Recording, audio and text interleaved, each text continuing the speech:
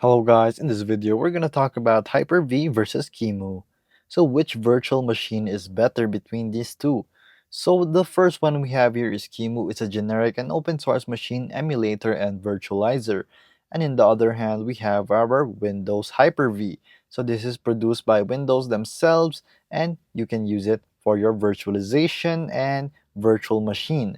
So first we'll start off here with your own Hyper-V.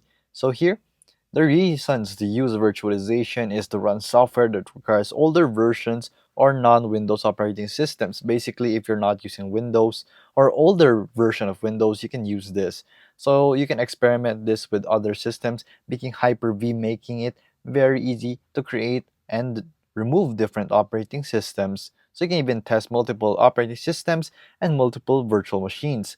Your Hyper-V requirement must have a Windows 10 Pro or Enterprise or Windows 11 Pro or Enterprise 2. So it also needs a processor with a second level address translation or SLAT capabilities. So you must note that. So most computers run Hyper-V, however each virtualization machine runs completely separate, so that must have more than 4 gigs of RAM so that you can run the V Hyper-V on your own machine. So next you have Qemu right here. You can do full system emulation, user mode emulation, and virtualization. So as you can see here, they have full releases from date to date. So you can check that out in Qemu.com. And right here, you want to go to our own support or download. So let's just try to look for it right here.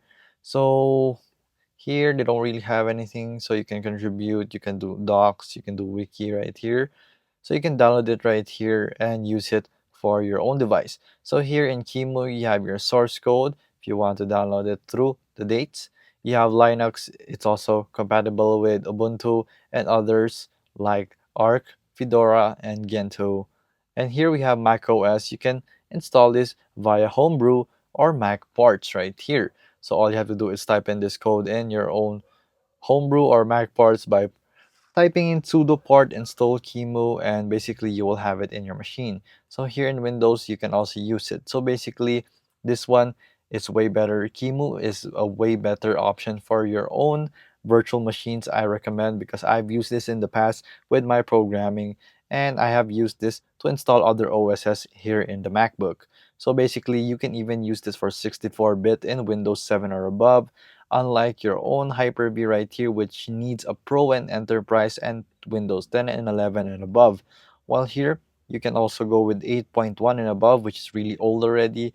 Here also in your Mac OS, it can support up to a number of Mac OS versions, but not all. Here in Linux, they have a really advanced and wide capability of downloading here in the Qemu package by your Linux distributions, basically.